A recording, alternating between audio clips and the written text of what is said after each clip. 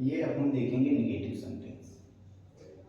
इसमें विल और सेल के बाद ही आपको नोट लगा देना है थर्ड प्लेस पे, उसके बाद हैव बीन आएंगे। इस बात का याद रखना है। बहुत सारे बच्चे क्या करते हैं कि सेल हैव के बाद लगाएं नोट, या shall have been helping verb है उसके बाद नोट लगाएं। नहीं, विल सेल के बाद ही आपको नोट लगाना है थर्ड प्लेस पर। वह 17 वर्षों से अंग्रेजी नहीं पढ़ा रहा होगा, तो he will not have been teaching, पढ़ाने के अंग्रेजी इंग्लिश।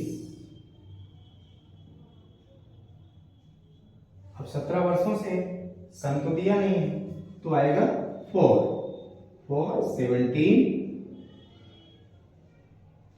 ईयर्स।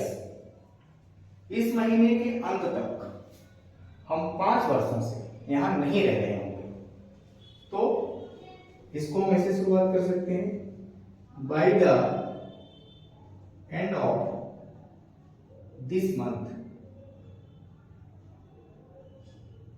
ठीक, हम 5 वर्षों से यहां नहीं रह रहे होंगे। अब इसका अनुवाद, और वी है तो बच्चों यहां पर सेल आएगा, आई के साथ सेल है, बाकी सबके साथ वी रहते हैं।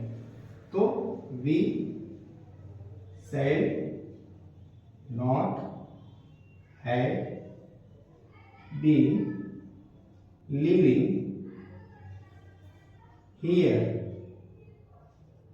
For 5 years। ये वे 2 साल से क्रिकेट नहीं खेल रहे होंगे, तो they will not have been playing cricket for 2 years। वे 2 साल से क्रिकेट नहीं खेल रहे होंगे। They will not have been playing cricket for 2 years। अब यहां पर भी नोट आया है बिल के बाद, यहां पर भी नोट आया है शेल के बाद, यानी just after helping verb cell और बिल के बाद ही आपको नोट लगा देना है, उसके बाद आप हैव बीन का प्रयोग करें। ठीक, निगेटिव में नोट का तीसरा स्थान रहता है और आपकी मेन हेल्पिंग वर्ब विल और सेल ही। ठीक है, हैव बीन है जो से कॉम्प्लीमेंट देने के लिए आ रही है, इसको पूरक बना रही है, पूर्ण बना रही है फ्यूचर परफेक्ट कॉन्टिन्यूअस टेंस के लिए। ठीक बच्चों, आपको ये समझा गया होगा निगेटिव सेंटेंस। इसके पहले मैंने आपको बताया सिंपल सेंटेंस, और अब हम तो बच्चों ये है हमारा सिंगल इंट्रोगेटिव सेंटेंस, और इसीलिए मेरी ये कोशिश रही कि एक ही वीडियो में आपको सिंपल, नेगेटिव, सिंगल इंट्रोगेटिव और डबल इंट्रोगेटिव ये सब बता दिया जाए। इसमें हिंदी वाक्य में सबसे पहले क्या शब्द आता है, जिसकी अंग्रेजी वर्ड न लिखकर कर्तानुसार हेल्पिंग वर्ब का प्रयोग करते हैं, और मैं आपको बता चुका हूं कि आई विल के साथ में सेल हैव बीन आएगा, बाकी सबके साथ विल हैव बीन आएगा। नॉट का इसमें तीसरा स्थान रहता है, इसमें प्रश्न पूछा जाता है। इन प्रश्नों का उत्तर हम यस या नो में दे सकते हैं, और वाक्य के अंत में क्वेश्चन मार्क लगाना यानी प्रश्न सूचक चिन्ह लगाना अनिवार्य है।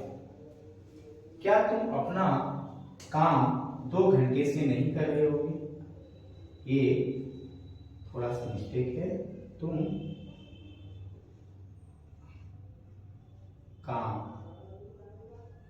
ठीक, तो will you not have been doing your work, अपना काम योर वर्क 2 घंटे से फॉर 2 hours। क्या अपना काम 2 घंटे से नहीं कर रहे होंगे? क्या वह सुबह से पढ़ रहा होगा? तो विल ही, इसमें नोट नहीं है तो direct have been studying since, सुबह से है, ठीक, तो सिंस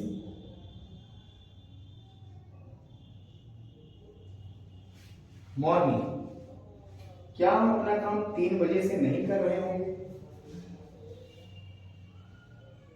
तो शायद, क्यों? क्योंकि सब्जेक्ट यहां पर है हम का आएगा वी, तो वी नॉट भी है इसमें बच्चों, नहीं है तो नॉट हैड बीन, अपना काम नहीं कर रहे होंगे, बीन